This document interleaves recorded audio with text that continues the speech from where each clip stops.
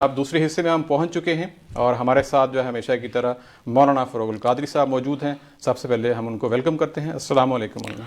वालेकुम अस्सलाम रहमतुल्लाह। तबीयत कैसी है आपकी? अल्हम्दुलिल्लाह बखैर हूँ। आप ठीक है, खैरियत जी से? अल्हम्दुलिल्लाह बिल्कुल ठीक है। और आज मेरा ख्याल है थोड़ा सा हम इनफॉर्मल तरीके से जो है वो शुरू करते हैं आपसे।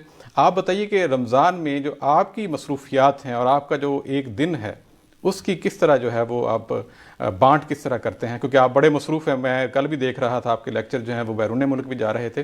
तो एक दिन कैसे मैनेज करते हैं और आप सारे दिन के हिस्से में किस तरह जो है वो रमज़ान की मसरूफ़ियात को और ख़ुद को एडजस्ट करते हैं? बिस्मिल्लाहिर्रहमानिर्रहीम। ऐसा है कि ज़िंदगी जो है जोहद मुसलसल का नाम है। हमारी कोशिश होती है कि फ़ज्र की नमाज के बाद रमज़ान के याम आराम की रात भर तो शब बेदारी रहती है। जी हम लोग इस वक्त जो है वो लज़्ज़त सहर खेज़ी से महरूम हैं। तो बहरकैफ़ रात भर हम बेदार होते हैं और सुबह के बाद ही सोना मैसर आता है। तो ज़ोहर की नमाज के बाद किताबों का मुताला, माशाअल्लाह। फिर ये कि कुछ मक़ालात व मज़ामीन लिखना। मैं मुल्क और मुल्क के बाहर मुख्तलिफ़ माहनामों में मेरी कोशिश होती है कि मक़ालात लिखे जाएँ। माशाअल्लाह। तो फिर उन मक़ालात को लिखना, फिर उसकी तफ़सीर करना, फिर किताबों का मुताला, फिर किताबों के मुताले के बाद ज़ाहिर है कि फिर घर की कुछ ज़रूरियात हैं, मसरूफ़ियात हैं, उसे अंजाम देना। उसके बाद जो है शाम के औक़ात में ज़ाहिर कि 2 घंटा मैं यहाँ के मकामी एक रेडियो स्टेशन पे भी ख़िताब करता हूँ। फिर वहाँ भी सवालात व जवाबात किए जी जाते हैं। बिल्कुल। तो वहाँ से फ़राग़त के बाद फिर इशा की नमाज़, फिर तरावी, फिर तबीयत बहुत बोझल सी हो जाती है। तो कोशिश की जाती है कि यहाँ आने से पहले मैं थोड़ा आराम कर लूँ, फिर आपकी खिदमत में हाज़िर जी हूँ। ज़ाहिर सी बात है, बड़ा अच्छा और बड़ा मसरूफ़ जो है वो दिन। जी हाँ। और इस दरमियान जो है कभी कनाडा है, कभी साउथ अफ्रीका है, कभी मॉरिशस है वगैरह, जहाँ भी लोग मुझे सुनते हैं और मेरे खुतबात को पसंद करते हैं किसी हद तक, ये उनका अपना व्यू है मेरे ताल्लुक़ से। मेरा ऐसा कोई जी गुमान माशाअल्लाह, आप नहीं है। हमेशा बड़ा अच्छा बोलते हैं तो माशाअल्लाह। मेरी कोशिश होती है कि उन वहाँ भी कुछ न कुछ अपना कंट्रीब्यूशन डाला जाए, अपना हिस्सा वहाँ डाला जाए। जी बिल्कुल। तो आपसे ये सवाल करने का मकसद भी ये था कि हमारे जो सुनने वाले देखने वाले हैं उनकी रहनुमाई भी हो। तो अब आप क्या तजवीज़ करते हैं ख़ास तौर पे आज के माहौल में, आजकल के जिस तरह लोग ज़्यादातर घर में रहते हैं, तो एक नॉर्मल जो आदमी आजकल ऑफ उसने किया ऑफिस से घर में है सारा दिन, तो उनके जो टाइम टेबल है आपकी तजवीज़ करदा में क्या है कि वो रमज़ान की ज़्यादा से ज़्यादा बरक़ात और फ़ज़ाइल को समेट सके, उसमें थोड़ा सा आप रहनुमाई करेंगे? अगर हम देखें हम और आप कि सहाबे कराम रिदवानुल्लाहि ताला अलैहिम अजमईन और रमज़ान पाक के अय्याम में वो किस तरह रमज़ान पाक को गुजारते थे, उनके मामूलात हसनात क्या होते थे। जी तो रोज़े के अलावा नमाज पंजगानी की पाबंदी, नवाफिल, कसरत इबादत, शब बेदारी। अब जो लोग इफ्तार के बाद या तरावी के बाद से लेकर सहर तक मुमून यहाँ लोग जगह होते हैं। तो जग कर हमारा ये काम नहीं कि हम बैठ के कोई टीवी देखें, कोई सीरियल देखें, कोई डॉक्यूमेंट्री देखें, जी जी बल्कि अगर हम रात के वक्त कुरान पाक की तिलावत करें, नवाफिल का एहतमाम किया जाए घरों में अगर, तो इससे ज़्यादा बेहतर और क्या हो सकता है। दिन के औक़ात में हमारे यहाँ उमूमी तौर पर रमज़ान या गैर रमज़ान में औक़ात की हम तज़िया औक़ात बहुत ज़्यादा करते हैं। औक़ात की हमें कदर करनी चाहिए। इसलिए बेहतर है कि रमज़ान पाक में कम से कम हम ये मामूल बना लें कि हमें दिन में 1 घंटा कुरान पाक की तिलावत और किसी अच्छे मुफस्सिर की तफसीर जो आसान से हम समझ सकें, जी जी हमें वो याद करना चाहिए, उनसे पढ़ना चाहिए। या वो हो सके या फिर हदीस पाक, अहादीस नबविया की बहुत सारी किताबें मौजूद हैं। ये हम एक टारगेट कर लें कि हमें चहल हदीस पढ़नी है और उसके बाद उसकी तशरीह हमें मालूम करनी है। और फिर ऐसे घर के बच्चों को आप जमा कर लीजिए।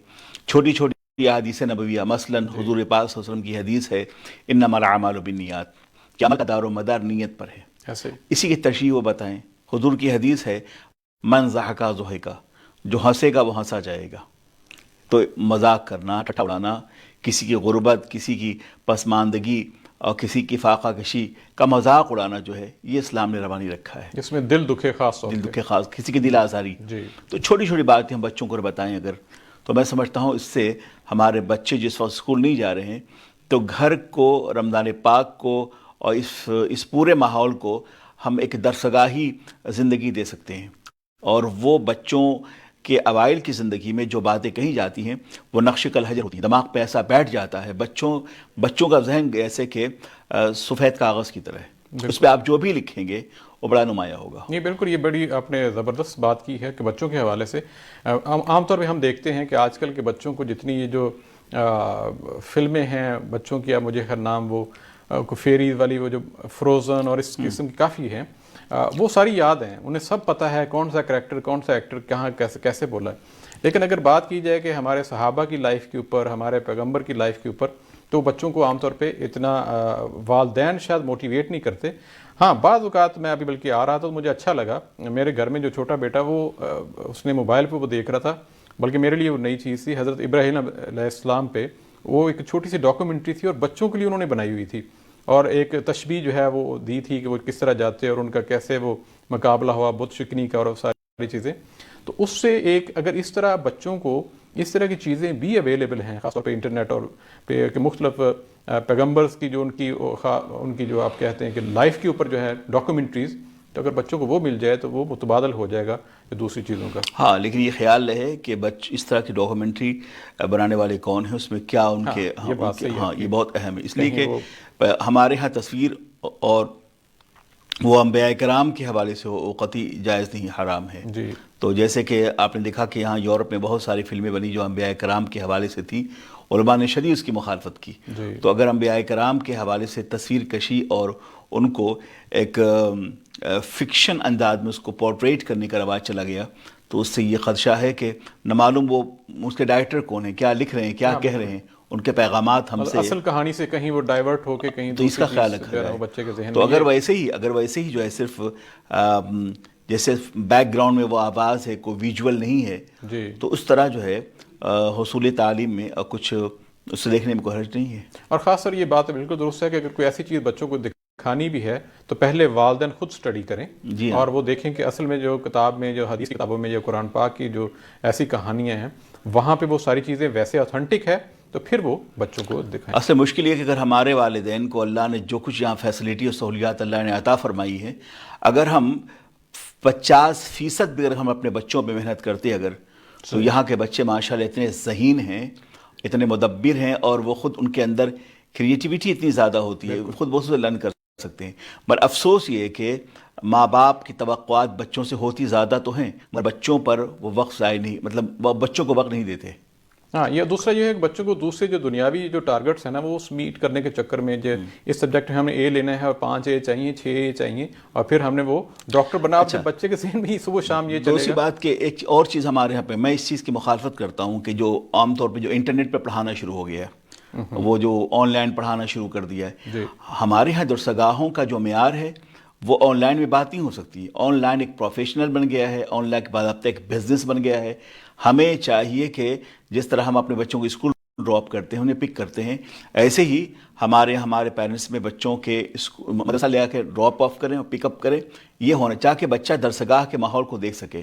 بغیر معلم کے ویسے انٹرنیٹ سے کوئی نہیں پڑھ سکتا، اور اس کے لیے پیرنٹس کی ذمہ داری ہے کہ وہ اپنے بچوں کے لیے اچھے اساتذہ، قابل و فاضل اساتذہ جو آپ کے شہر میں موجود ہیں، ان کی درسگاہ سے استفادہ کرنا چاہیے. بڑی اچھی بات تاکہ بچے پر اس کے استاذ کی درس، طریقے درس، انداز درس کا اور وہ جو استاد اور شاگرد کا جو احترام کا ایک رشتہ ہے، بالکل ادب کا جو رشتہ ہے وہ بھی قائم و دائم رہے گا، کیونکہ انٹرنیٹ کے جو ہے وہ ادب کا احترام کا وہ رشتہ نہیں وہ تو ایک چہرہ آپ کو نظر آ رہا، آپ نے پڑھا دیا، اس کے بعد آپ جائیں وہاں استاذ جو براہ راست ہم نے اور آپ نے اساتذہ سے جو اب اسکول کی تعلیم کو اب انٹرنیٹ پہ لے آئیں تو وہ بات تو نہیں ہوگی. تو اسکول کے معاملے میں ہمارے پیرنٹس تو یہ کہتے ہیں بچہ اسکول جا کے پڑھے، لیکن جب مسجد کی بات آتی ہے اور موس اور مدرسے کی بات آتی ہے تو یہ جو ایک ٹرینڈ چل گیا ہے آن لائن پڑھانے کا، وہ کہتے ہیں بچوں کو ڈراپ آف نہیں کرنا پڑے گا، وقت ہمارا بچ جائے گا. تو اس سے بچوں کی تعلیم اس سے یقیناً متاثر ہو رہی ہے. صرف قرآن پاک کا پڑھ لینا ہے میں کافی نہیں سمجھتا. بھئی قرآن پاک کے پڑھنے کے بعد ہمارے پیرنٹس کو چاہیے کہ وہ اپنے بچوں کو اس کے بعد بھی وقت دیں کہ قرآن پاک کے بعد اسلامی اسٹڈیز پڑھ سکیں، وہ اسلام کے بنیادی مسائل کو پڑھ سکیں، پاکی اور طہارت کے مسائل کو پڑھ سکیں، اسلام کے جو بنیادی اسینشل نالج ہے اسے وہ پڑھ سکیں. اور ہمارے عمومی طور پر صرف وہ بچے جب وہ ہائی اسکول میں گئے تو انہوں نے پھر پڑھنا چھوڑ دیا، تو ان کی تعلیم صرف ناظرہ قرآن تک ہے اور بس یہی یہ وجہ بات ہے. بالکل آپ نے درست فرمائی ہے. کئی دفعہ ایسا بھی ہوتا ہے کہ والدین یہ کہتے ہیں ناظرین کے بچوں پہ پریشر نہیں ڈالنا, اور بہت سے میرے ایسے جاننے والے بھی ہیں کہ وہ جو پہلے جو 10 سال ہوتے ہیں وہ کہتے ہیں نہیں ابھی تو بچوں کو رہنے دیں, اس پہ پریشر نہیں ڈالنا, بڑا ہوگا تو خود سیکھ جائے گا. حالانکہ ہوتا یہ ہے کہ پہلے جو وہ 10-15 سال ہوتے ہیں وہ بڑے ضروری ہیں. جیسے اپنے بیج جس طرح کا وہ پودا لگانا ہے وہ بڑا ہو کے ویسا ہی بنے گا. اگر 15 سال کے بعد اسے کہا کہ بیٹا نماز اس طرح ہوتی ہے, اس کی تعلیمات کیا ہیں, تو پھر اس کی پریفرنسز کچھ اور ہو جاتی ہیں. تو یہ ہے آپ کی بات درست ہے کہ شروع سے ہی بچوں کو جو ہے وہ ساتھ لے کے چلیں. آج ہمارے ساتھ سوالات بھی ہیں اور ہم ٹیکنیکل ٹیم سے درخواست کریں گے جی کوئی سوالات ہیں آج. السلام علیکم, میرا نام ہما فاروق ہے اور میرا سوال یہ ہے کہ جن لوگوں کو مائیگرین کا اٹیک ہوتا ہے وہ زیادہ دیر بھوکا نہیں رہ سکتے, تو ان کے لیے اسلام میں کیا سہولت ہے؟ آیا جب دن چھوٹے ہوں تب وہ روزے رکھ لیں یا وہ کسی اور کو رکھوا دیں؟ شکریہ. السلام علیکم, میرا نام بریرہ کمال ہے, میں پاکستان سے بات کر رہی ہوں. میرا سوال یہ ہے اذان کے دوران سحری کرنے سے روزہ ہوتا ہے یا نہیں؟ السلام علیکم, میرا نام ہما فاروق ہے اور میرا سوال یہ ہے کہ جن لوگوں کو مائیگرین کا اٹیک ہوتا ہے وہ زیادہ دیر بھوکا نہیں رہ سکتے, تو ان کے لیے اسلام میں کیا سہولت ہے؟ آیا جب دن چھوٹے ہوں تب وہ روزے رکھ لیں یا وہ کسی اور کو رکھوا دیں؟ شکریہ. وہ یہ پوچھنا چاہ رہی ہیں کہ جب روزہ رکھتے ہیں عام طور پہ انہیں مائیگرین کا ایشو ہے, تو وہ کہتے ہیں بعض اوقات ایسا ہوتا ہے کہ مائیگرین جو ہے وہ اتنی شدت اختیار کر جاتی ہے کہ روزہ میں دل کرتا ہے کہ میڈیسن اب لی جائے یا آرام کیا جائے, تو وہ شام تک جو ہے وہ روزہ گزارنا مشکل ہو جاتا ہے. تو ایسی صورت میں اب کیا کیا جائے کہ روزہ کو وہاں پہ توڑ دیا جائے؟ اب یہ نہیں پتا کہ مائیگرین آج ہوگی اور کہ اب نہیں ایسا ہوگی. مرض جو جسمانی ایذا اور تکلیف کا سبب بن سکے, ظاہر ہے کہ روزہ اس لیے تو نہیں ہے کہ آدمی کو جسمانی لحاظ سے بیمار کیا جائے یا اس جسم پہ کسی شدت کو تکلیف کو مسلط کیا جائے, تو اس کے لیے سہولیات ہیں کہ اگر مائیگرین کی وجہ سے جسمانی نقاہت میں اضافہ ہوگا, کمزوری بڑھ جائے گی, اسے روزہ ناقابل برداشت بن جائے, تو اس کے لیے اسلام میں متبادل ہے کہ وہ اس کا فدیہ دیں, اور اس کے بعد جب یہاں چھوٹے ایام آئیں گے, سردیوں کا زمانہ یہاں ہو یا پاکستان, تو اس کی قضا رکھیں وہ. صحیح مطلب ہے کہ اب انہیں یہ نہیں پتہ ہوتا کہ آج ان کو ہونا ہے یا نہیں ہونا, لہذا وہ احتیاط یہ کریں کہ روزے فی الحال نہ رکھیں, اور جب انہیں یہ یقین ہو جائے کہ ایسا ایشو نہیں رہے گا, اب دوبارہ مائیگرین کا کوئی مسئلہ نہیں ہوگا, تب وہ روزے رکھ لیں. بے شک وہ یہ تو ان کے سمٹم سے ظاہر ہے کہ اگر وہ کسی روز رکھتے ہیں تو اس کی علامات اگر ظاہر ہیں کہ آج مائیگرین کی عموماً سر درد اور اس طرح کی علامات پہلے تھوڑا سا مشکل ہو جاتا ہے یہ چیز, تو اس میں یہی کہا جائے گا کہ اگر وہ رکھ سکیں تو ٹھیک ہے, اگر رکھ نہیں سکتی تو جن دن ایام میں وہ رکھ نہیں سکتی ہیں اس کے لیے وہ قضا رکھیں, اور جن ایام میں روزہ رکھا نہ ہو اسی کے مطابق توڑیں تو خیر نہیں, توڑیں تو آپ کفارہ دیں گے, تو اس لیے بہتر ہے کہ توڑنا یقیناً زیادہ گناہ ہے, اس لیے کہ توڑنے کے لیے کفارہ ہے اور بیماری کے عالم میں روزہ نہ رکھنے کے لیے فدیہ ہے. تو اگر وہ رکھتے نہیں ہیں, انہیں پتہ ہے کہ میں رکھ نہیں پاؤں گا اگر, تو اس کے لیے فدیہ دیں, وہ اس کے لیے فدیہ بھی تھوڑا سا بتا دیجیے. وہ ہاں, اس میں یہ ہے کہ جو لوگ بیماری کی وجہ سے روزہ رکھ نہیں سکتے ہیں تو ان کے لیے جو ہے ایک صدقہ فطر کے برابر, گویا کہ اگر کسی نے بیماری کی وجہ سے پورے ماہ رمضان میں روزہ نہیں رکھا ہے اگر, تو اس کا جو فدیہ ہوگا وہ پر ڈے 5 پاؤنڈ کے اعتبار سے, تو ایک ماہ کا میرا خیال ہے 150 جی ہاں 150 پاؤنڈ جو ہے وہ فدیہ دیں گے. 5 پاؤنڈ یہ یوکے کے لحاظ سے ہے, اور باقی جو کنٹریز ہیں وہ جی ہاں, لیکن اگر وہ صحیح ہو جاتے ہیں, ٹھیک ہو جاتے ہیں, تو اب پھر وہ روزہ رکھیں گے.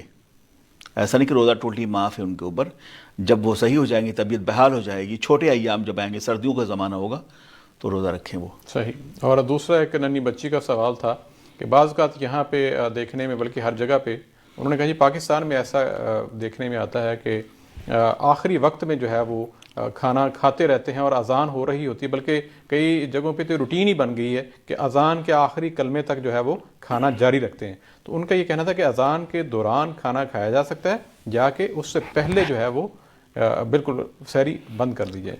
اذان ہوتی ہی اسی وقت ہے جب وقت سحر ختم ہو جائے, اذان اسی وقت ہوتی ہے جب وقت سحر ختم ہو جائے. تو اگر اس میں بھی کوئی کھاتا رہے جان کر آمدن اگر, تو اسے روزہ نہیں ہوگا, بلکہ جو کھاتے ہوں گے وہ اپنے منہ سے اسے نکال دیں.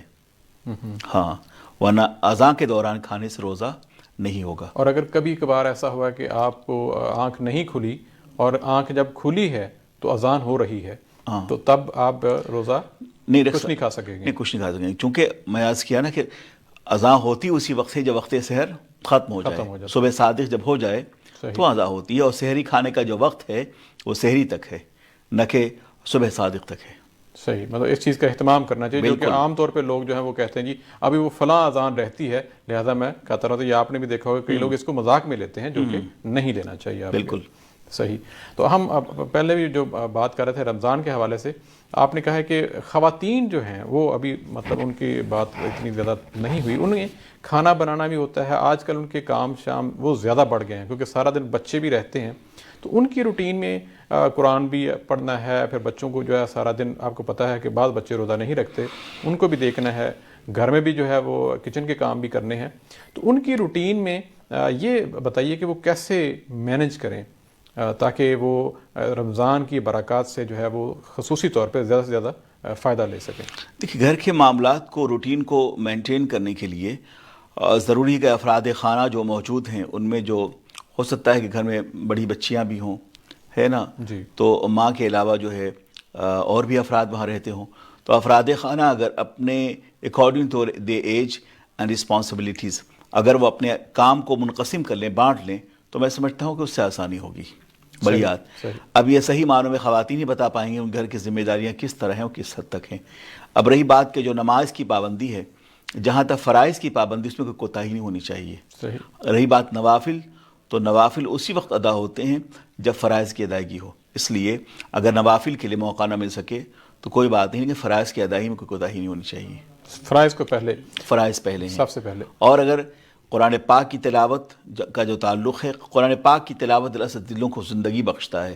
قرآن پاک کی تلاوت کے بہت سارے فوائد ہیں، اس میں سب سے آسان بات یہ ہے کہ قرآن پاک کی تلاوت سے دلوں کو زندگی ملتی ہے، زنگ آلود دل صاف ہوتا ہے، قلب کو راحت ملتی ہے، طبیعت اور روحانیت میں بالیدگی پیدا ہوتی ہے۔ تو قرآن پاک کی تلاوت وہ اگر دو چند رکوع نہ کر سکے تو ایک رکوع ہی، اور اس کے لیے میں سمجھتا ہوں 10 منٹ سے زیادہ آپ کو لگنا نہیں ہے۔ صحیح۔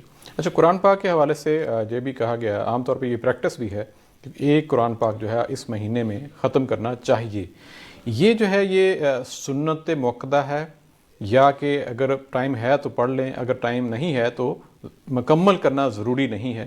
کہ اگر کئی لوگ ہیں وہ کہتے ہیں ٹھیک ہے اگر ہم چند سپارے بھی پڑھ لیں تو بالکل ٹھیک ہے، کوئی ہمارے اوپر دیکھیے ایسا ہے کہ مردوں کے لیے تو قرآن پاک کی تلاوت یا اس کی سماعت کا جو کانسیپٹ ہے، جو منشور ہے، جو احکامات سے ہیں، وہ تو تراویح کی نماز میں ہم حاصل کر لیتے ہیں۔ ایک تراویح سنت موقدہ ہے، اور سنت موقدہ تراویح میں ایک بار قرآن پاک کا ختم کرنا بھی سنت موقدہ ہے، 2 بار کرنا افضل ہے۔